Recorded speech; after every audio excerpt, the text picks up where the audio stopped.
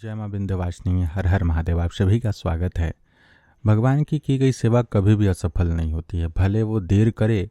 हमारे प्रारब्ध को और प्रारब्ध से निर्मित बुरे जो फल प्राप्त हो रहे होते हैं उसे नष्ट करके हमें सुख अवश्य ही प्रदान करती हैं। आज का यह सत्य घटना, सत्य अनुभव ऐसे लोगों के लिए विशेष करके है जो कहते हैं कि उनके ज़मीन जायदाद पर किसी ने कब्जा कर लिया है, या वह यह कहते हैं कि किसी ने उनके धन को लिया और हड़पने के पश्चात वापस नहीं किया। देखिए, तंत्रोक्त विधान ऐसे बहुत से हैं जिनमें कि इन सभी चीज़ों का प्रयोग किया जाता है कि जो कोई आपका धन ले गया हो और वो वापस ना कर रहा हो, समर्थशाली होते हुए भी, तो आप उनका प्रयोग कर सकते हैं। लेकिन उसके सफल होने की संभावना इस बात पर निर्भर करती है कि उस प्रयोग को करने के लिए आपके पास तपोबल कितना है। अगर आपने जीवन में कभी कोई देव उपासना पद्धति की ही नहीं, किसी पद्धति से किसी देवता की पूजन नहीं की, कोई देवी शक्ति की उपासना नहीं की, कोई तपोबल नहीं है, तो संशय बना ही रहेगा कोई विशेष प्रभाव आपको प्राप्त हो या पूरा का पूरा धन आपको वापस मिले। मान रखने के लिए हो सकता है कि 10 लाख का धन हो तो उसमें 1 लाख आपको वापस मिल जाए, लेकिन हमेशा ये सफल होगा, इस पर संशय बना रहता है। आज का यह सत्य घटना है इस आपके मध्य प्रदेश क्षेत्र के। वहाँ के एक डॉक्टर साहब हैं जिनके पैतृक संपत्ति काफ़ी मात्रा में है। करोड़ों की संपत्ति के ऊपर उनके ही परिवार के, अपने ही चाचा के द्वारा कब्जा कर लिया गया। और कुछ ऐसी स्थितियां होती हैं परिवार में कि व्यक्ति जो है विश्वास करके, और जो डॉक्यूमेंट्स वगैरह होता है पहले के समय में भी लोग एक साथ रखा करते थे। अब किसके मन में क्या है ये विषय से तो कोई नहीं जानता है कि किसका कौन कब धोखा देगा। ऐसी परिस्थिति उत्पन्न हो गई और पैतृक संपत्ति विशेष करके जो कि वर्तमान समय में उसकी कीमत करोड़ों में हो, तो किसी को भी दिल का मरीज बनाने के लिए काफ़ी होता है। दिन रात सोच करके व्यक्ति पूरे तरीके से कहीं ना कहीं अपने आप को मरीज बना ही लेता है। इस परिवार में जब इस प्रकार से धोखा प्राप्त हुआ तो इन डॉक्टर साहब की माता पिता दोनों अस्वस्थ हो गए, इनके अपने भाई बहन जो हैं वो अस्वस्थ हो गए। काफ़ी ज़्यादा क्लेश हो गया आपसी परिवार में, बहुत ज़्यादा पीड़ित हो गए। सामने से अनेक प्रयास किया गया, इनके चाचा जी नहीं माने और कानूनी रूप से सहायता लेने की प्रयास की गई। तो उनमें चूंकि इनके चाचा जी जो थे थोड़े दबंग प्रवृत्ति के और समाज में उठने बैठने वाले उस प्रकार के गुंडों से या बाहुबलियों से बोलिए, नेताओं से बोलिए, उनका संपर्क है थाना आदि के क्षेत्र में, तो उन्होंने किसी न किसी प्रकार से धमका करके और कि तुम्हें हम मरवा ही देंगे, ऐसा करवा देंगे, वैसा करवा देंगे, मतलब जो आप समझ लीजिए एक प्रकार की जो शत्रुता होती है, नीचता होती है शत्रुता के भीतर, वैसी स्थिति यहाँ उत्पन्न कर दी गई।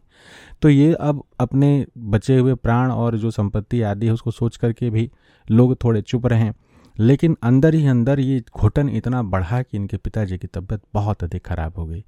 और ये जब तबीयत किसी की खराब होती है और कारण पता होता है और यह भी पता है कि हम कुछ नहीं कर पाते हैं, तो व्यक्ति के पास एक ही सहारा में बचता है कि हम भगवान की शरणागति लें।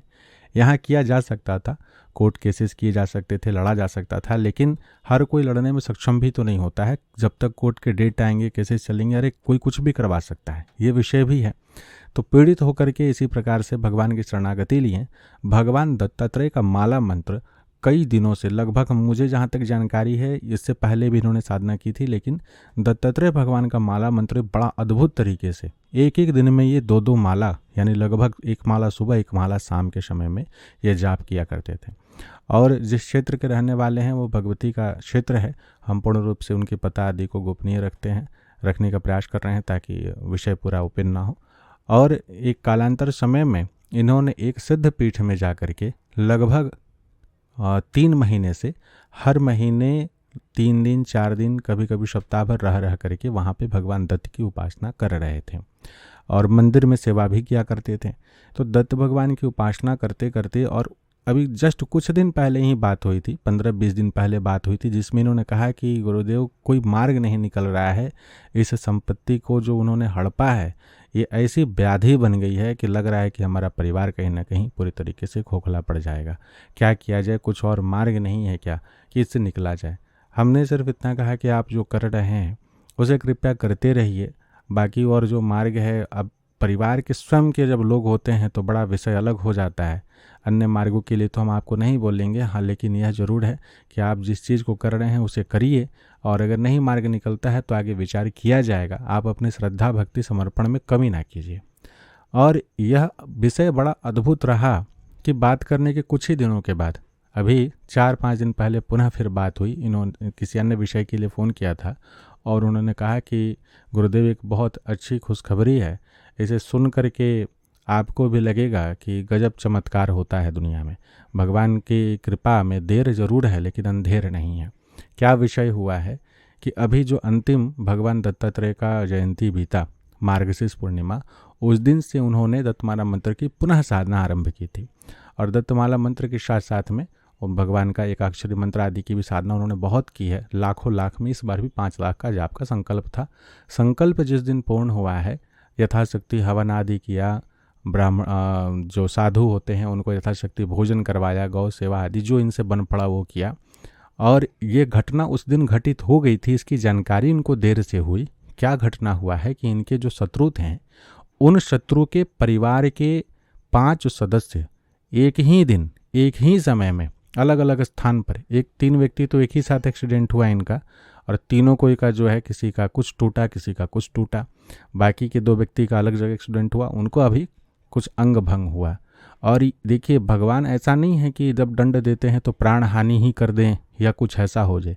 ये ऐसा हुआ ना कि उन शत्रु के मन में ऐसा भय घर कर गया कि सबसे पहले जैसे ही हॉस्पिटल से लौटे हैं अपना बंडेज पट्टी करा करके अपने भाई साहब के पास, अपने भाभी जी के पास पहुंच गए कि हम क्षमा मांगते हैं, हमें क्षमा कर दीजिए, कृपया यह जो हमसे अपराध हुआ है यह अब नहीं होगा दोबारा, आप अपने हिस्से ले लीजिए। ये भय बोल रहा था। देखिए जो मंत्र साधनाएं होती हैं ना, आप देखिएगा कोई कोई साधक जब मंत्र का प्रयोग कर देंगे तो शत्रु के हृदय में भय का स्पंदन हो जाता है। ये ऐसा ही था, कुछ ऐसे संकल्प लेकर के यह जाप कर रहे थे प्रचंडता के साथ में। माला मंत्र 2 तरीके से जाप होता है। माला मंत्र आप पढ़िए, उसमें शत्रु को किस किस प्रकार से कष्ट देने की बात कही गई है। तो भगवान दत्त जो हैं, अगर उनको अपने आन पर बने और वो धर्म की ओर जब अग्रसर होते हैं तो वो दंड भी उसी प्रकार से देते हैं धर्मियों को। तो यहाँ ऐसा दंड इन्हें प्राप्त हुआ कि ना सिर्फ ये भयभीत हो गए सदैव के लिए कि एक दिन में सोचिए झटके से ये चीज़ें बदल गई। जो अभी बात हो रही थी कि कैसे क्या करना होगा आगे की समस्या के लिए, वहाँ ये 10 दिन के बाद ये अवस्था बन गई है कि आकर के सामने से सब चीज़ वापस करके कि हमें माफ़ करो, हम कभी दोबारा नहीं पढ़ेंगे। ये विषय अति अद्भुत है और उन लोगों के लिए विशेष करके है जो ये सोचते हैं कि जो इतना पूजा तप कर रहा है, इतनी साधना कर रहा है, वो कब फलीभूत होगा, तो होगा कि नहीं होगा, अरे कैसे होगा। वास्तव में इनके जीवन में काफ़ी कष्ट है। ऐसा नहीं है कि जिनके घर परिवार में अथाह संपत्ति हो या लोग सक्सेस हो तो उन कष्ट नहीं होता, लेकिन अगर हृदय से कोई निर्मल है और समर्पित है अपने इष्टाराध्य को तो कष्ट को मिटाते भी हैं भगवान झटके में। लेकिन अभी तक का जो इनका समय रहा है, पिछला जो भी 2-4 साल ये जो बीता है, जब से इनकी ज़मीन जायदाद को हड़पा गया, जो मानसिक ट्रॉमा इन लोगों ने झेला है, ये भी तो विषय है। 4 साल 3 साल कम से कम इनका पूरा परिवार झेला है, लेकिन ये लगे पड़े रहें कि भगवान कभी ना कभी तो सुनेंगे और सुने। जिनका कोई नहीं है उनका भगवान है, सदैव स्मरण में रखिएगा। जरूर वो अपना फल देते हैं, यथोचित उसका न्याय करते हैं और शत्रु को, विधर्मी को जरूर दंड भी प्राप्त होता है।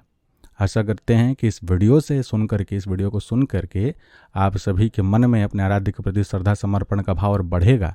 हम यह नहीं कह रहे हैं कि आपके मन में ऐसा भाव आ जाए कि आपके शत्रु का भी हाथ पैर टूट जाए या वो मृत्यु को प्राप्त हो जाए, लेकिन यह जरूर, इतना जरूर हम चाहेंगे कि अपने आराध्य के प्रति जो भी आप मंत्र जाप कर रहे हों, जो भी अनुष्ठान कर रहे हों, उसके प्रति आप श्रद्धावान रहिए, उन देवता के प्रति श्रद्धावान रहिए।